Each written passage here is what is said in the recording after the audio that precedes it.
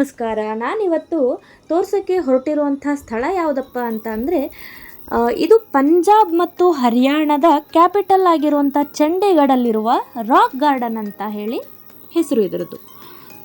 ನಾನಿವತ್ತು ಇಲ್ಲಿಗೆ ತುಂಬ ದಿನದ ಹಿಂದೆನೇ ಹೋಗಿದ್ದೆ. ಅಂತ ಅಂದರೆ ಬ್ಯಾಂಗ್ಳೂರಿಂದ ಚಂಡೀಗಢಗೆ ಅಂತ ಹೇಳಿಬಿಟ್ಟು ಹೊರಟಿದ್ದೆ. ಅದೊಂದು ವ್ಲಾಗ್ ಮಾಡಿದ್ದೀನಿ ನಾನು. ಆವತ್ತೇ ಇಲ್ಲೂ ಕೂಡ ಹೋಗಿದ್ವಿ. ಯಾಕಂದರೆ ನನ್ನನ್ನು ಕರ್ಕೊಂಡು ಬರೋದಕ್ಕೆ ಮನೆಗೆ ಅಂತ ಹೇಳಿಬಿಟ್ಟು ನಮ್ಮ ಯಜಮಾನರು ಮತ್ತು ಅವರ ಅಕ್ಕ, ಅವ್ರ ಹಸ್ಬೆಂಡ್ ಮತ್ತು ನನ್ನ ನಾದಿನಿ ಎಲ್ಲರೂ ಬಂದಿದ್ದರು. ಸೊ ಹೇಗಿದ್ದರೂ ಎಲ್ಲರೂ ಬಂದಿದ್ದೀವಲ್ಲ ಅಂಥೇಳಿ ಇಲ್ಲೇ ಏನಾದರೂ ಒಂದು ಸ್ಥಳ ನೋಡ್ಕೊಂಡು ಹೋಗೋಣ ಅಂಥೇಳಿ ಹೊರಟ್ವಿ. ಇನ್ನೂ ಒಂದಿತ್ತು ರೋಸ್ ಗಾರ್ಡನ್ ಅಂತಲೂ ಇದೆ. ಅಂದರೆ ಅಲ್ಲಿ ತುಂಬಾ ವೆರೈಟಿ ಆಗಿರುವಂಥ ರೋಸ್ಗಳಿದೆ ಅಲ್ಲಿ. ಹೋಗೋಣ ಅಂದರು, ಆದರೆ ಸುಸ್ತಾಗ್ಬಿಟ್ಟಿತ್ತು ಮತ್ತು ಈವ್ನಿಂಗ್ ಕೂಡ ಆಗಿತ್ತು ಅಂಥೇಳಿ ನಾವು ಅಲ್ಲೆಲ್ಲ ಹೋಗಲಿಲ್ಲ. ಬರೀ ರಾಕ್ ಗಾರ್ಡನ್ಗೆ ಮಾತ್ರ ಹೋಗಿದ್ವಿ. ಇಲ್ಲಿ ಏನಪ್ಪ ಅಂತಂದರೆ ಆಲ್ಮೋಸ್ಟ್ ಎಲ್ಲದನ್ನು ಅಂತಲೇ ಹೇಳ್ಬೋದು. ಕಲ್ಲುಗಳಿಂದನೇ ಮಾಡಿದ್ದಾರೆ, ಎಲ್ಲದನ್ನು ಕಲ್ಲುಗಳಿಂದ ಕಟ್ಟಿದ್ದಾರೆ. ಇವಾಗ ನಾನು ವಿಡಿಯೋದಲ್ಲಿ ನೋಡ್ತಾ ಇರ್ಬೋದು ನೀವು, ಇದು ಎಲ್ಲದು ಕಲ್ಲುಗಳೇ. ಮತ್ತು ಇನ್ನು ವೇಸ್ಟ್ ಪ್ರಾಡಕ್ಟ್ಗಳು ಏನೇನಿರುತ್ತೆ ಅಂದರೆ ಈ ಎಲೆಕ್ಟ್ರಿಕ್ ಇದ್ರು ಸ್ವಿಚ್ ಇರುತ್ತೆ, ಆಮೇಲೆ ಪಿಂಗಾಣಿ ಐಟಮ್ಸ್ ಇರ್ಬೋದು, ಈ ಥರ ಎಲ್ಲದನ್ನು ವೇಸ್ಟ್ ಏನಾಗಿರುತ್ತೆ ಅಲ್ವಾ, ಅದರಿಂದ ಇಲ್ಲಿ ಎಲ್ಲದನ್ನು ನಿರ್ಮಾಣ ಮಾಡಿದ್ದಾರೆ. ಅದು ತುಂಬಾ ಚೆನ್ನಾಗಿದೆ ನೋಡೋದಕ್ಕೆ. ಫೋಟೋಶೂಟಿಗೆ ಮಾತ್ರ ಸಖತ್ತಾಗಿದೆ. ಈ ಪ್ರೀ ವೆಡ್ಡಿಂಗ್ ಅಂತೆಲ್ಲ ಮಾಡ್ತಾರಲ್ವ, ಅದಕ್ಕೆಲ್ಲ ಸಖತ್ತಾಗಿದೆ ಇದು. ಅಲ್ಲೇ ಒಂದು ಸ್ವಲ್ಪ ನಿಂತ್ಕೊಂಡು ಈ ಹಿಮಾಚಲ್ ಸ್ಟೈಲಲ್ಲಿ ನಾಟಿ ಅಂತ ಹೇಳ್ತೀವಿ ಡ್ಯಾನ್ಸ್ಗೆ ನಾವು, ಇದನ್ನು ಮಾಡಿ ಅಂತ ನನಗೆ ಹೇಳ್ತಾಯಿದ್ರು. ಆದರೆ ನನಗೆ ಆ ಡ್ಯಾನ್ಸ್ ನೋಡೋದಕ್ಕೆ ಈಸಿ ಅನಿಸುತ್ತೆ, ಆದರೆ ನನಗೆ ಮಾಡೋಕ್ಕಂತೂ ಬರಲ್ಲ. ಅದು ಸುಮ್ಮನೆ ಕೈ ಹಿಡ್ಕೊಂಡು ಗೊತ್ತಿಲ್ಲ ಅಂತ ಹೇಳ್ತೀನಿ ಅಷ್ಟೇ, ಬಿಟ್ಟರೆ ಈ ಥರ ಮಾಡೋಕ್ಕಂತೂ ಬರಲ್ಲ. ಅಂದರೂ ಫೋರ್ಸ್ ಮಾಡು ಅಂತ ಹೇಳ್ಬಿಟ್ಟು ಆಯಿತು ಒಂದ್ಸಲಿ ನೋಡಿಬಿಡೋಣ ಅಂತ ಹೇಳ್ಬಿಟ್ಟು ಟ್ರೈ ಮಾಡ್ತಾಯಿದ್ದೀನಿ ಹೆಂಗೆ ಅಂಥೇಳಿ. ಅವ್ರು ಹೇಳ್ಕೊಡ್ತಾ ಇದ್ದಾರೆ. ಅಂದ್ರೂ ಏನೋ ಈಸಿ ಇರುತ್ತೆ ನೋಡೋದಕ್ಕೆ ಮಾತ್ರ, ಆದರೆ ಸ್ವಲ್ಪ ಒಂಥರ ಕಷ್ಟನೇ. ಸರಿ ಆಯಿತು ಮಾಡೋಣ ಅಂಥೇಳಿ ಒಂದೆರಡು ಸ್ಟೆಪ್ ಹಾಕಿದೆ. ಆಮೇಲೆ ಎಸ್ಕೇಪ್ ಆದರೆ ಸಾಕಪ್ಪ ಅಲ್ಲಿಂದ ಅಂತ ಹೇಳ್ಬಿಟ್ಟು ಸೈಲೆಂಟಾಗಿ ಸೈಡಿಗೆ ಬಂದುಬಿಟ್ಟೆ, ಸಾಕು ಬೇಡ ಅಂಥೇಳಿ. ಸೊ ಇನ್ನು ಮುಂದೆ ಹೋಗ್ತಾ ಇದ್ದೀವಿ ಇವಾಗ. ಇದನ್ನು ನೇಕ್ ಚಂದ್ ಅಂತ ಒಬ್ಬರು ನಿರ್ಮಾಣ ಮಾಡಿದ್ದಾರೆ. ಅದು ಯಾವಾಗ ಅಂದರೆ 1957ರಲ್ಲಿ ಇದನ್ನು ಅವರು ನಿರ್ಮಾಣ ಮಾಡಿದ್ದಾರೆ. ಇದು 40 ಎಕರೆ ಪ್ರದೇಶದಲ್ಲಿದೆ. ಅದೇ ವೇಸ್ಟ್ ಆಗಿರೋವಂಥ ವಸ್ತುಗಳಿಂದ, ಅಂದರೆ ಮನೆಯಿಂದ ಗೃಹ ತ್ಯಾಜ್ಯ ಇರ್ಬೋದು, ಅಥವಾ ಯಾವುದಾದ್ರೂ ಬಿಸಾಕೋ ವಸ್ತುಗಳಿರ್ಬೋದು, ಇವಾಗ ನಮ್ಮದು ಒಡೆದೋಗಿರೋ ಬಳೆಗಳಿರುತ್ತೆ, ಅಂಥದ್ರೆಲ್ಲದನ್ನು ಯೂಸ್ ಮಾಡಿದ್ದಾರೆ. ಇದು ಸುಖನಾ ಲೇಕ್ ಅಂತ ಹೇಳಿ ಚಂಡೀಗಢಲ್ಲಿದೆ, ಅದರ ಹತ್ರನೇ ಇದು ಇದೆ. ಬಾಟಲ್ಗಳು ಯೂಸ್ ಮಾಡ್ಕೊಂಡು ಮಾಡಿದ್ದಾರೆ. ಬಳೆ, ಗ್ಲಾಸ್, ಹಂಚು, ಪಿಂಗಾಣಿ, ಮಡಕೆ, ಆಮೇಲೆ ಬಚ್ಚಲಲ್ಲಿ ಇದು ಏನಪ್ಪ ಕಮೋಡ್ ಅಂತೆಲ್ಲ ಹೇಳುತ್ತಲ್ಲ, ಅದೆಲ್ಲದನ್ನು ಸೇರಿಸ್ಕೊಂಡು ಯೂಸ್ ಮಾಡಿದ್ದಾರೆ. ಆಮೇಲೆ ಇದು ಸ್ವಿಚ್ಗಳಾಗಿರ್ಬೋದು, ಆಮೇಲೆ ಮುರಿದೋಗಿರೋಂಥ ಕೊಳವೆಗಳಿರ್ಬೋದು, ಅದೆಲ್ಲ ಯೂಸ್ ಮಾಡಿ ಇಲ್ಲಿ ಶಿಲ್ಪಗಳನ್ನ ಮಾಡಿದ್ದಾರೆ. ತುಂಬಾ ಸಖತ್ತಾಗಿತ್ತು ನೋಡೋದಕ್ಕೆ. ನೀವು ನೋಡಿ, ಎಷ್ಟು ನೋಡ್ತಾ ಇದ್ರೂ ಮುಗಿತಾನೆ ಇಲ್ಲ ಇದು. ಅಂದರೂ ಸುಸ್ತಾಗೋಯ್ತು, ಯಾಕಂದರೆ ಬೆಳಗಿಂದ ಜರ್ನಿ ಮಾಡಿದ್ದೆ ಅಂತ ಹೇಳ್ಬಿಟ್ಟು ಸುಸ್ತಾಗೋಯ್ತು. ಸ್ಟಾರ್ಟಿಂಗ್ ಸ್ವಲ್ಪ ತುಂಬ ಏನೋ ನೋಡಬೇಕು ಅಂತಾಯಿತು. ಆಮೇಲೆ ಯಾವಾಗಪ್ಪ ಮನೆಗೆ ಹೋಗ್ತೀವಿ ಅನ್ನೋ ಥರ ಆಗೋಯ್ತು ನನಗೆ, ಸುಸ್ತಾಗ್ಬಿಟ್ಟು. ಮತ್ತು ನೀವು ಇಲ್ಲಿ ಇನ್ನೊಂದು ಗಮನಿಸ್ಬೋದು, ಎಲ್ಲದ್ರದ್ದು ಕೂಡ ದ್ವಾರಗಳು ಹೇಗಿದೆ ಅಂತ ಅಂದರೆ ನಾವು ಕುತ್ತಿಗೆ ಕೆಳಗಡೆ ಬಗ್ಗಿಸ್ಕೊಂಡೇ ಹೋಗಬೇಕು, ಆ ಥರ ಇದೆ. ಯಾಕಂತ ಅಂದರೆ ಅವ್ರು ಏನು ಅಂದ್ಕೊಂಡಿದ್ರು ನೇಕ್ ಚಂದ್ ಅಂತ ಅಂದರೆ ನಾವಿಲ್ಲಿ ಭಕ್ತಿ ಭಾವದಿಂದ ಇಲ್ಲಿಗೆ ಹೋಗಬೇಕು ಅಂತ ಅವ್ರ ಆಸೆ ಇತ್ತು. ಅದಕ್ಕೆ ಇಲ್ಲಿ ಕುತ್ತಿಗೆ ಬಗ್ಗಿಸ್ಕೊಂಡು ಹೋಗೋ ಥರನೇ ಎಲ್ಲದೂ ಕೂಡ ದ್ವಾರಗಳನ್ನು ಆ ಥರನೇ ಇಟ್ಟಿದ್ದಾರೆ ಇಲ್ಲಿ. ಇವಾಗ ಇಲ್ಲಿ ನೋಡ್ತಾ ಇರೋದು ಇದು ಫ್ಯೂಸ್ ಇರತ್ತಲ್ವಾ, ಅದನ್ನು ಯೂಸ್ ಮಾಡಿದ್ದಾರೆ ಇದನ್ನು.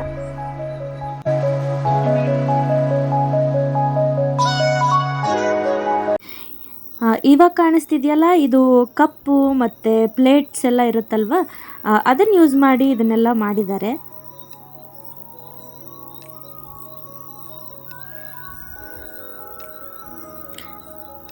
ಅದರಲ್ಲೇ ಮತ್ತು ಪ್ರಾಣಿಗಳನ್ನೂ ಮಾಡಿದಾರಪ್ಪ. ಈ ಕೋತಿಗಳು, ಇಲ್ಲೆಲ್ಲ ಕೋತಿಗಳು ಕೂತಿದ್ದಾವೆ. ಇದೆಲ್ಲ ಮೋಸ್ಟ್ಲಿ ಕಲ್ಲಿಂದನೇ ಮಾಡಿದ್ದಾರೆ. ಇದೆಲ್ಲದನ್ನು ಕಲ್ಲಿಂದ ಮಾಡಿದ್ದಾರೆ. ಇಲ್ಲಿ ಕೆಳಗಡೆ ಎಲ್ಲ ಇದು ಟೈಲ್ಸಿಂದ. ಇದು ಫೋಟೋದಲ್ಲಂತೂ ಮಸ್ತ್ ಬರ್ತಾ ಇತ್ತು. ಅದಕ್ಕೇನೆ ಇನ್ನು ಮುಂದೆ ಹೋಗ್ತಾ ಇದ್ರೆ ತುಂಬಾ ಚೆನ್ನಾಗಿತ್ತು. ಇವಾಗ ಇದು ಮೋಸ್ಟ್ಲಿ ಇದು ಯಾವ ಥರ ಇದೆ ಇದು ನೋಡೋಕ್ಕೆ ಅಂತ ಅಂದರೆ ಥಿಯೇಟರ್ ಟೈಪ್ ಇದೆ ನೋಡೋದಕ್ಕೆ. ಇದು ಮುಂದ್ಗಡೆ ಸ್ಕ್ರೀನ್ ಇದೆ, ಆಮೇಲೆ ಈ ಸೈಡ್ ನೋಡಿದ್ರೆ ಎಲ್ಲರೂ ಕುತ್ಕೊಳ್ಳೋದಕ್ಕೆ ಜಾಗ ಇರುತ್ತಲ್ವ ಥಿಯೇಟ್ರಲ್ಲಿ, ಅದೇ ಥರ ಇದೆ, ಸೇಮ್ ಟು ಸೇಮ್. ಅಂದರೆ ಆ ಥರನೇ ಕಲ್ಪನೆ ಮಾಡ್ಕೊಂಡು ಮಾಡಿದ್ದಾರೆ, ಇಲ್ಲಿ ಥಿಯೇಟರ್ ಟೈಪ್ ಮಾಡಿದ್ದಾರೆ. ಇನ್ನು ಸೈಡಲ್ಲಿ ನೀರಿಂದು ಏನೋ ಕೆರೆಗಿರೆ ಏನೇನೋ ಇದ್ವಪ್ಪ, ಆದರೆ ನೀರಷ್ಟು ಚೆನ್ನಾಗಿರಲಿಲ್ಲ, ಯಾಕಂದರೆ ತುಂಬ ಮಳೆ ಬಂದಿತ್ತು, ಅದಕ್ಕೇ ಅಷ್ಟಿರಲಿಲ್ಲ. ಇದಂತೂ ಇನ್ನೂ ಚೆನ್ನಾಗಿತ್ತು ಜಾಗ, ಫುಲ್ ಟೈಲ್ಸಲ್ಲೇ ಮಾಡಿದ್ದಾರೆ. ನಾನು ಹೇಳ್ತಾ ಇದ್ದೆ ಫುಲ್ ಗ್ರೀನರಿ ಇಲ್ಲ, ಎಲ್ಲೇ ಫೋಟೋ ಹೊಡ್ಕೊಳ್ತಾ ಇದ್ದೆ ನಾನು. ಆ್ಯಕ್ಚುಲಿ ಬರೀ ಫೋಟೋ ಅಂಥ ಜಾಗದಲ್ಲೇ ತೆಗೆಸ್ಕೊಳ್ತಾ ಇದ್ದೆ. ಆದರೆ ಇವರು ನಮ್ಮ ಮನೆಯವ್ರು ಹೇಳಿದ್ರು ಇಲ್ಲೂ ತುಂಬ ಚೆನ್ನಾಗಿ ಕಾಣಿಸುತ್ತೆ ಅಂತ, ಅದಕ್ಕೆ ಇಲ್ಲಿ ತೆಗೆಸ್ಕೊಂಡೆ. ಸಖತ್ತಾಗಿ ಕಾಣಿಸ್ತಾ ಇತ್ತು ಇಲ್ಲಿ. ಆಮೇಲೆ ಫೋಟೋ ನೋಡಿದ್ಮೇಲೆ ಹೌದು ಇಲ್ಲಿ ತೆಗೆಸ್ಕೊಂಡಿದ್ದು ಒಳ್ಳೇದಾಯಿತು ಅಂತ ಅನಿಸ್ತು. ಇನ್ನು ಮುಂದೆ ಹೋಗ್ತಾ ಇದ್ದರೆ ಇನ್ನು ಅಲ್ಲಿ ಜೋಕಾಲಿ ಎಲ್ಲ ಇತ್ತು. ನಂಗೆ ಜೋಕಾಲಿ ಅಂದರೆ ಮೊದಲೇ ತುಂಬಾ ಇಷ್ಟ. ಎಲ್ಲಿ ಜೋಕಾಲಿ ಪಾರ್ಕ್ಗೆ ಹೋದಾಗ ಜೋಕಾಲಿ ನೋಡಿದಾಗ ಸ್ವಲ್ಪ ಹೋಗೋಣ ಅಂತ ಅನಿಸುತ್ತೆ. ಆದರೆ ಅದು ಚಿಕ್ಕ ಮಕ್ಕಳಿಗೆ ಅಂತ ಮಾಡಿರ್ತಾರಲ್ವ, ಅದಕ್ಕೆ ಎಲ್ಲಿ ಬೈಕ್ ಬಿಡ್ತಾರೋ ಅಂತ ಹೇಳ್ಬಿಟ್ಟು ನಾನು ಅಷ್ಟು ಹೋಗ್ತಾ ಇರಲಿಲ್ಲ. ಇಲ್ಲೇನು ಆ ಥರ ಇರಲಿಲ್ಲ, ಯಾರಾದರೂ ಆಟಾಡ್ಬೋದಿತ್ತು. ಸೊ ಎಲ್ಲ ಕಡೆನೂ ಅದೇ ಇತ್ತು. ಯಾರು ಚಿಕ್ಕ ಮಕ್ಕಳಿಗಿಂತ ಎಲ್ಲರೂ ದೊಡ್ಡವರೇ ಆಟಾಡ್ತಾಯಿದ್ರು. ಸರಿ ಅಂತ ಹೇಳಿ ನಾನು ಆಟಾಡಿದೆ. ಆಮೇಲೆ ಇವರು ಆಟಾಡಿದ್ರು. ಇವನಿಗಂತೂ ಸಿಕ್ಕಾಪಟ್ಟೆ ಖುಷಿ ಆಯಿತು. ಫಸ್ಟ್ ಏನು ಅಂದ್ಕೊಂಡೆ ಅಂದರೆ ಇವನಿಗೆ ಭಯ ಆಗ್ಬೋದು ಅಂತ ಅಂದ್ಕೊಂಡ್ವಿ, ಆದರೆ ಅವನಿಗೆ ಫುಲ್ ಖುಷಿ ಆಯಿತು. ಸೊ ಅವನು ಕೂಡ ಆಟ ಆಡ್ದ, ತುಂಬ ಎಂಜಾಯ್ ಮಾಡ್ದ.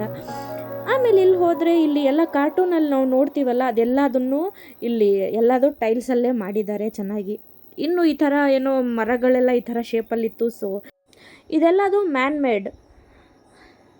ಇನ್ನು ಮುಂದೆ ಹೋಗ್ತಾ ಇದ್ದರೆ ಇನ್ನು ಈ ಥರ ಎಲ್ಲ ಇದ್ವು. ಎಲ್ಲ ಬಿಲ್ಡಿಂಗ್ ಮೇಲೂ ಇದೇ ಥರನೇ ಡಿಸೈನ್ಗಳಿತ್ತು. ಇನ್ನು ಒಳಗಡೆ ಹೋದ್ವಿ, ಅದೇನೋ ಯಾವುದೋ ಕಲ್ಚರು, ಯಾವುದಿದು ಪಂಜಾಬಿ ಕಲ್ಚರ್ ಅನಿಸುತ್ತೆ. ಆ ಕಲ್ಚರ್ ಬಗ್ಗೆ ಎಲ್ಲ ಇಲ್ಲಿ ಏನೇನೋ ಮಾಡಿಟ್ಟಿದ್ರು, ಏನೇನೋ ಗೊತ್ತಿಲ್ಲ, ಏನೋ ಮಾಡಿಟ್ಟಿದ್ರು, ನೋಡಿದ್ರಲ್ಲ ಅದೇ. ಆಮೇಲೆ ಸ್ವಲ್ಪ ಹೊರಗಡೆ ಬಂದ್ವಿ. ಸ್ವಲ್ಪ ಇವನು ಆಟ ಆಡ್ತಾ ಇದ್ದ.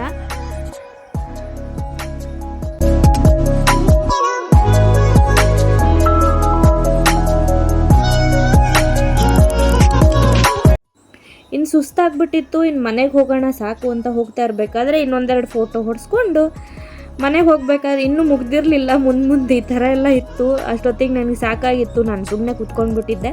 ನಮ್ಮ ಯಜಮಾನ್ರೆ ಎಲ್ಲ ವೀಡಿಯೋ ಮಾಡ್ತಾಯಿದ್ರು, ನನಗೆ ಸಾಕಾಯಿತು ಅಂತ ಹೇಳಿ ಕೂತಿದ್ದೆ. ಇದೆಲ್ಲ ಆನೆಗಳು, ಆಮೇಲೆ ಯಾವುದೋ ಪ್ರಾಣಿಗಳೆಲ್ಲ ಇತ್ತಪ್ಪ, ಕೋತಿಗಳು, ಜಿಂಕೆಗಳು, ಈ ಥರದ್ದೆಲ್ಲದು ಮಾಡಿದ್ದಾರೆ ಇಲ್ಲಿ.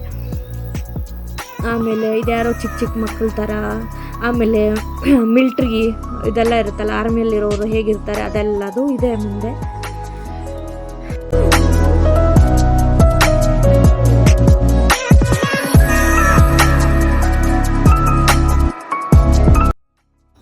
ಇನ್ನು ಮುಂದೆ ಹೋಗಿ ನೋಡಿದ್ರೆ ಇನ್ನು ಈ ಥರ ಚೂರಾಗಿರುವಂಥ ಬಳೆಗಳಿರುತ್ತಲ್ಲ, ಗಾಜಿನ ಬಳೆಗಳು, ಅದರಲ್ಲಿ ಇದೆಲ್ಲ ಮಾಡಿರೋದು. ಅದು ಕಲರ್ ಬಳೆಗಳಲ್ಲಂತೂ ಇನ್ನೂ ಚೆನ್ನಾಗಿರುತ್ತೆ. ಸೊ ನೋಡಿ ಇನ್ನು ಮುಂದೆ ಹೇಗಿದೆ ಅಂತ ಹೇಳ್ಬಿಟ್ಟು ನೀವೇ ನೋಡ್ತಾ ಇರ್ಬೋದು ವಿಡಿಯೋದಲ್ಲಿ.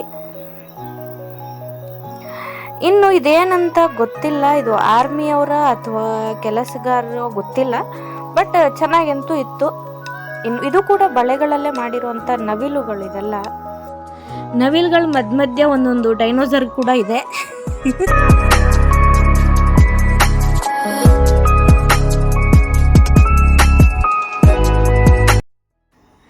ಇನ್ನೂ ಈ ಥರ ಸ್ಟ್ರಕ್ಚರ್ಗಳು ತುಂಬಾ ಇದೆ ಇಲ್ಲಿ.